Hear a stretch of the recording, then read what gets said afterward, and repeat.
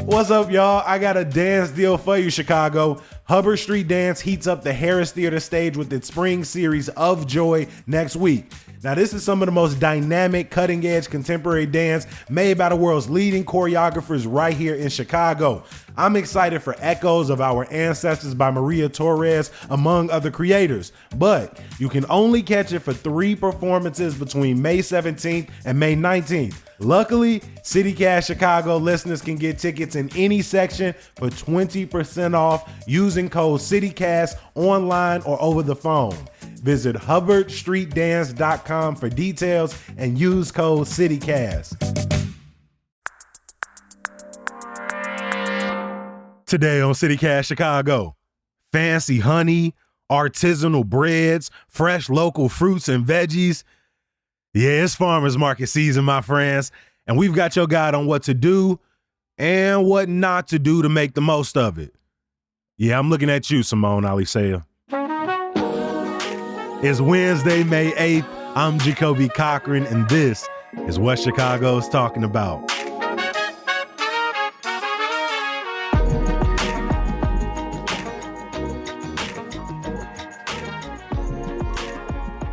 What's up, Simone? How you feeling? I'm all right, Jacoby. How are you? I am doing great, G. You know me. We've been here for 3 years together riding, and you know how much I love talking about farmers markets. I haven't gotten to go to as many as I want, but every season I pop out to at least a few. And the reason we're talking about that this week is because several markets opened their seasons last week and this week, with more coming online throughout May and June. Me personally, my favorite thing to get at a farmer's market, like the minute I show up, I like to do a little quick walk around the ground, sort of get my bearings. But I'm looking for a good jam. I'm looking for a good jelly. Like when I got to the farmer's market earlier today, first thing I asked to do, what's your favorite, your strawberry or your peach? He hesitated for a moment. He said, you got to go with the strawberry.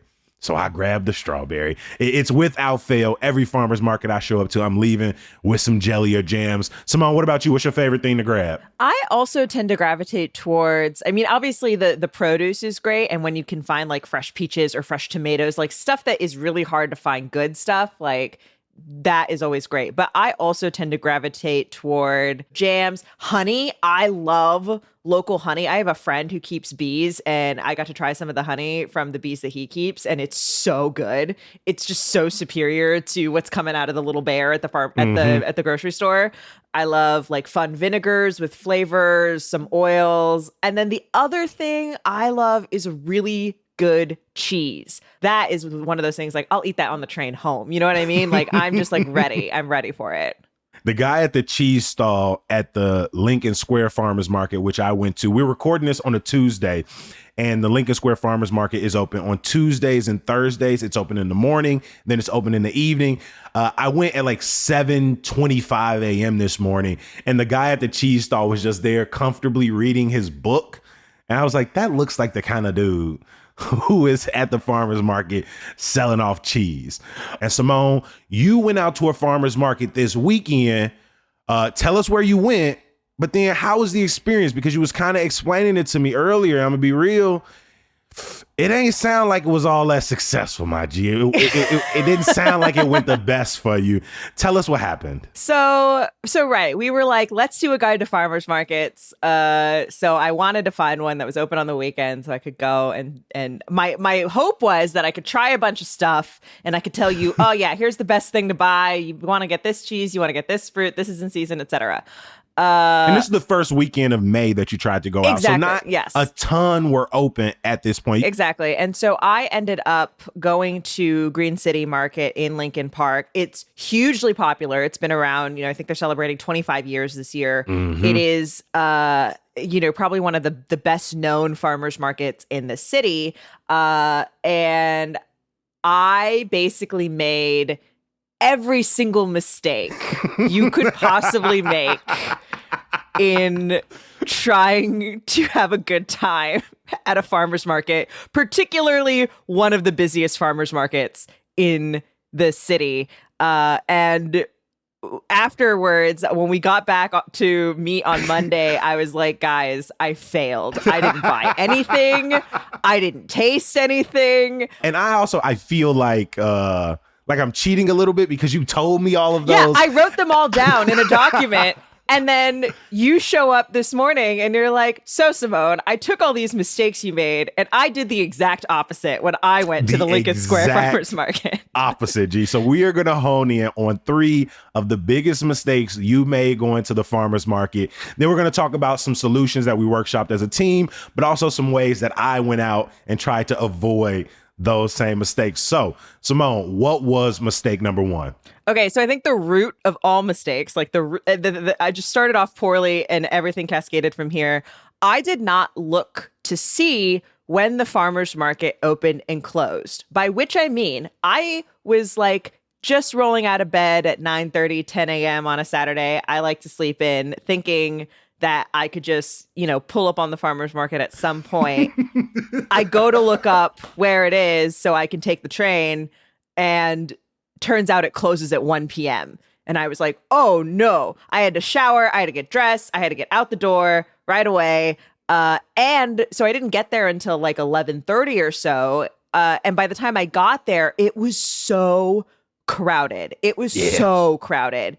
And frankly, a lot of the stalls were kind of picked over, especially the produce stalls. So it was like immediately overwhelming just as soon as I got there, because I failed to plan ahead to see, because it opens at 7 a.m. right? And I was like, oh no, I've made a terrible mistake. One of the first solutions there is obviously look up sort of the date and time of the farmer's market. Over the weekend, I wanted to go to the 95th Street Market in Beverly. So I talked to my friend, one of my earliest childhood friends, Christopher Cheney, who is the baker behind Breadhead Bakery. And right now he's out at the 95th Street Farmer's Market every weekend.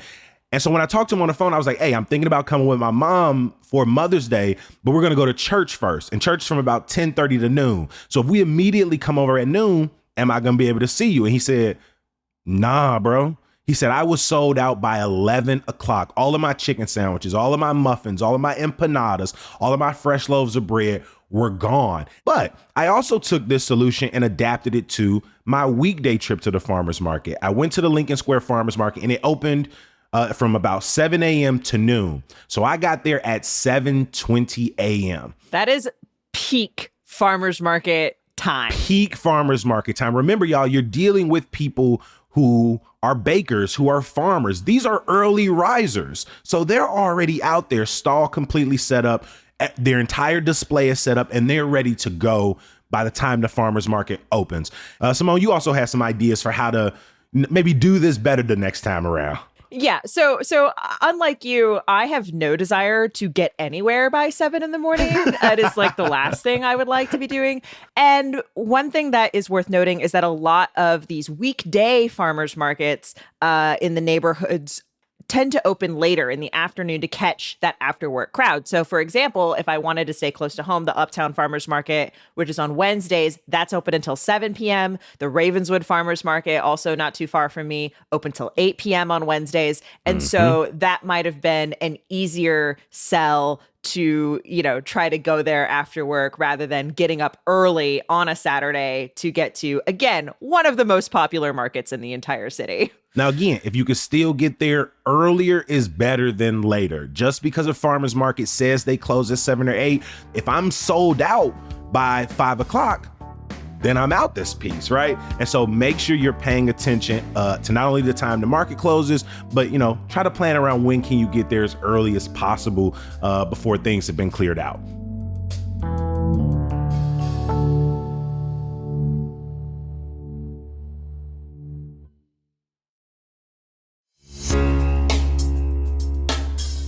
Are you self-conscious about your smile? Do you only allow yourself a closed mouth grin? Well, with Aligner experts, there's no reason for you to diminish your smile. As orthodontists, they have the privilege of witnessing the remarkable transformation of patients' smiles, which often translates into a profound boost in their confidence. Yet, there always seems to be a deterrent. I ain't got the time. I don't have the funds. Luckily, Aligner Experts is redefining convenient and accessible clear aligner solutions. With customizable treatments, transparent pricing, and their cutting-edge 3D scanners and dental monitoring technology, you can transform your smile through the convenience of your own schedule. Stop in at their West Loop or Lakeview clinic today for your complimentary smile assessment. Aligner Experts, your destination for advanced clear aligner solutions. P.S. They got another clinic on the way, so stay tuned for their Old Town location. All right, mistake number 1, didn't check the schedule, didn't plan ahead. Those are our solutions. Simone, what was your critical mistake number 2? Okay, so hear me out, right? I was thinking... I love you, dog. You're so damn funny. I was like, okay, I am going to a farmer's market. I want to eat local. I want to support local businesses. So I'm sure there will be a coffee shop and there will be some, ready-made food, not just produce and stuff. So I did not eat or drink coffee before going to the market, thinking that I would get to, again, try some stuff, come back to you, tell you what it was, if it was any good. But the lines were so long that, and because I'd gotten there so late, I probably would have been there until like right before the market closed, just waiting for coffee and a sandwich or a bite to eat or something like that. And on top of that, so right, I need you to put yourself in my shoes here. It is really, really crowded. It is very loud. I am hungry. I'm starting to get a caffeine headache because I haven't had any coffee. Overstimulated in all the wrong ways. All the wrong ways. And I'm trying to figure out, I'm looking over these picked over stalls, trying to see if there's anything I want to eat. It was just a bad experience. But a safe assumption though, like farmers markets are rife with options of things that you can eat right then and there, grab and go options. You can go out there and find a taco style, find fresh baked goods, find some fresh juices. But you're right. If you're going to an overpacked, crowded, potential weekend market, I'm thinking the Lincoln Park Green City Market, the Logan Square Horny Farmers Market. Like, remember, these are also places for social engagement. Also, look up whichever market you go to, look up and see what vendors are going to be there, because then I would have known there was only one coffee stall in the entire market. And I would have guessed that line was going to be insanely long. Some other thoughts I had after this. Number 1, eat before you go. Don't shop hungry. This is grocery shopping. Pretty straight up rule of thumb. Yeah. Grocery shopping 101. Bring a snack. Another thing too, frankly, that would have made my experience a lot better is if I had brought a friend. Waiting in line would not have been such a drag if I'd had some company, somebody to chat with, or if I'd brought a couple friends and we could kind of divide and conquer, like, hey, you go get sandwiches, I'll wait in line for coffee, you go set up the blanket so we can go chill out. Like, and I saw other people doing that, people who were texting their friends who were in line for something else, and like, I was seeing the strategies at work by other people, and I was like, I am just woefully underprepared for this experience. I love that solution, because one of my suggestions with my first thoughts was like, go to a smaller one. But again, if this is the one in your neighborhood, if this is the most convenient one, I like the idea of, we're not saying don't go just because it's bigger or it's on the weekend or it might be a little more packed. It's just, how do you build around that? And you had a really good thought of, usually around that coffee shop or usually around that farmer's market are another set of opportunities to still shop local, be a part of the community, whether that's a coffee shop or a sandwich shop in the neighborhood. Now, granted, this can be, when I was in Lincoln Park, I would say almost anywhere that you could get coffee within like a 5-block radius also had a line. But, if you're down at the Pilsen Community Market, for example, right, like there's lots of coffee shops in that area, along 18th and in the surrounding areas where you could go, Cafe Jumping Bean, La Malinche, all kinds of spots where you could grab a bite or something before or after the market that's not in the market proper. And so that's another option you might consider. Yeah, I'm planning on going to the Beverly Farmers Market this weekend, and Afro Joe's is a coffee shop that we've talked about plenty. And it's about a 2-minute drive, 10-minute walk from the market. And so again, make sure you got something, whether it's a banana, some oatmeal in the morning, just something to settle your stomach, because it means you're a lot more likely to enjoy yourself, have a good time, not being rushed as you move through. So Simone, we have gone through 2 of your big mistakes: not planning very well, not eating. What was the third mistake that this was just sort of the straw that broke the camel's back and you had to leave empty-handed, unfortunately? Yeah, I think, and this is a subtle one, and maybe this is just a me problem. I really struggle with meal planning in general. Like, I'm really lucky. I have a grocery store that's a block away. And so like, if I'm going to make something, I usually just pop over, I grab what I need, I cook, and then, You kind of shop like a day by day sort of meal by meal type style. Okay, me too a little bit. Particularly with produce, because I am just liable to like let it go bad. You know what I mean? Like it's really hard for me. And what I was realizing is I didn't make a plan for what I was going to do with whatever I bought at the farmer's market. Because it's like an exploratory process. You want to go and just see what's available to you. Well, that's the whole point. It's what's fresh, what's in season, what do the farmers have? So partly I was late. And so, again, the selection was picked over, so I didn't have a lot to look at. So, I'd see, and again, if the produce did look beautiful, I'd see these beautiful spring greens, arugula, and lettuce. I saw the fattest asparagus of my life this morning, dog. Yes, I saw some wild purple asparagus that looked amazing. I saw some golden delicious apples, but I'd be like, what am I going to make with that when I get home? Like, what am I going to do with that? And like, a lot of those are things that like with the apples, maybe it'd be fine, but like, I can't just be like munching on raw asparagus on the train. You know what I mean? Like, that would be weird. We talked about what people see on the CTA recently. And, there are weirder things on the red line. You're right. Simone eating purple asparagus like Bugs Bunny, honestly, might not even crack the top 10. Not even the top 10. But you know what I mean? Like, I was just kind of overwhelmed with what I could do. And then like, the other thing too is because I had taken the train and I was relatively far from home, I felt weird about walking around with raw meat in my tote bag for God knows how long, right? I didn't have there was no ice, there was no insulation. And also farmers markets are kind of, especially the weekend markets, they could be like a social thing where you're doing it at the top of the day, but you're not planning to go right back home.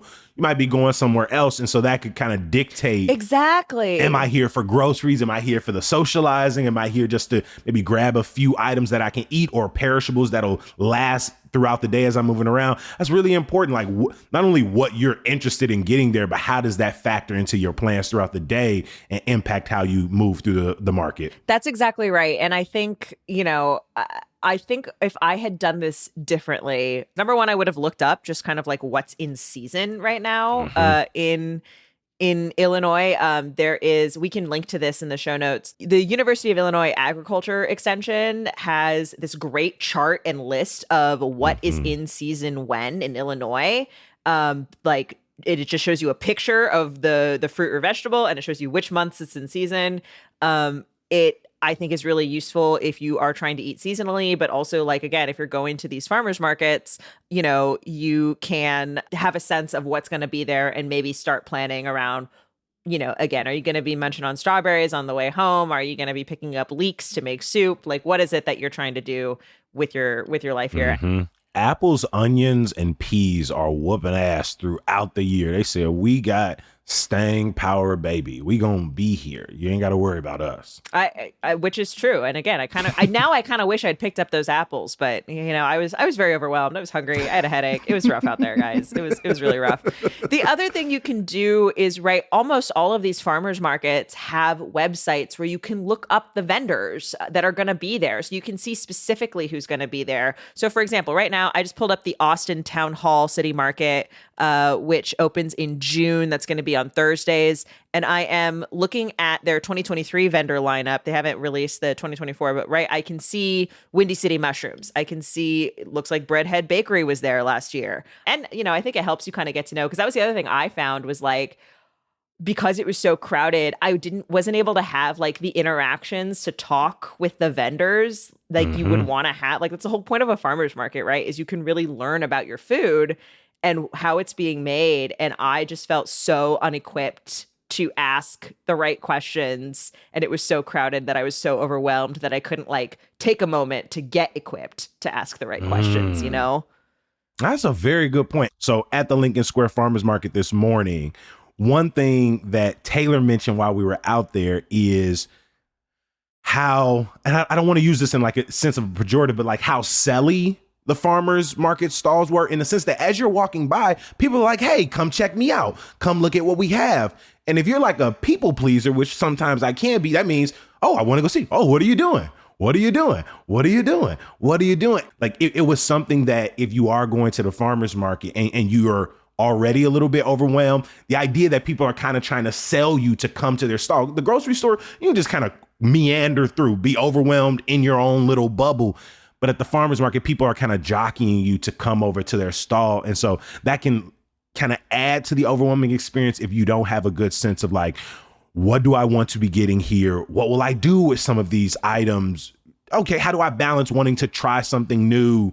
And so I even took your advice when I'm thinking about going to the Woodlawn Farmers Market at some point this season, which is the 61st Street Farmers Market. And so I just click on their website and kind of glance through some of the places. And that means when I get there, some of these names will stick out to me. It'll be a little easier to like not be have the social pressure of being pulled into a stand that, I've already looked at online. I know I don't need anything from them perhaps, but I'm going to make my way over to this next one. But it makes sure you show up with the right tools to bring these things home as good as possible. So I went to the farmer's market this morning. I bought a very large Aldi tote bag, and I also bought a thermal bag that I got from a Whole Foods about a year ago.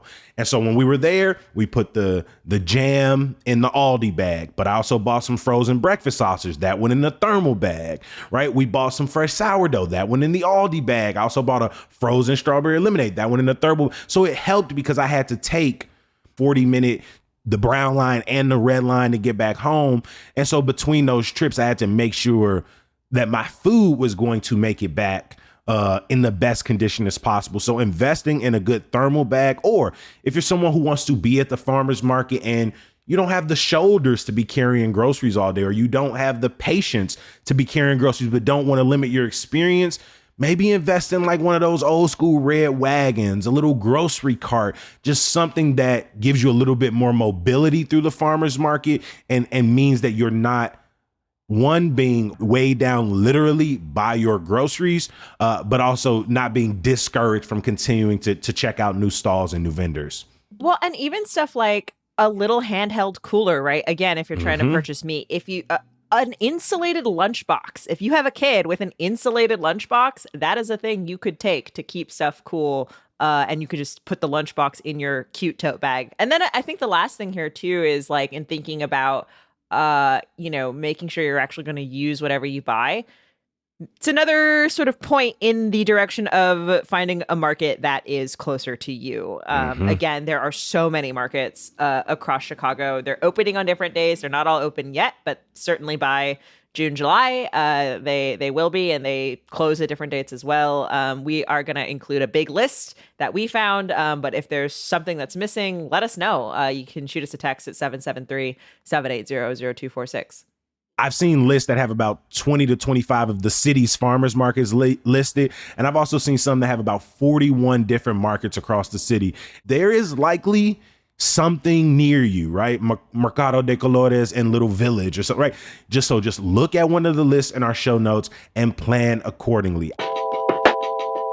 Simone, obviously a lot of these were your mistakes that we addressed. I went out and tried to do the exact opposite, and it worked. I came home with a bag full of goodies, ginger shots and breads and jams and muffins and sausage. So we got to ask, do you feel better equipped for your next round at the farmer's market? I 100% feel better equipped. I feel like I have learned some important lessons here, and I will keep you posted on my farmer's market adventures this summer. Let's all make some noise for executive producer Simone Ali Sayer. What I truly love about this conversation is you cannot plan this kind of content. You just gotta work around what the universe gives you, and I appreciate you for being a good sport, my friend. Thanks, Jacoby.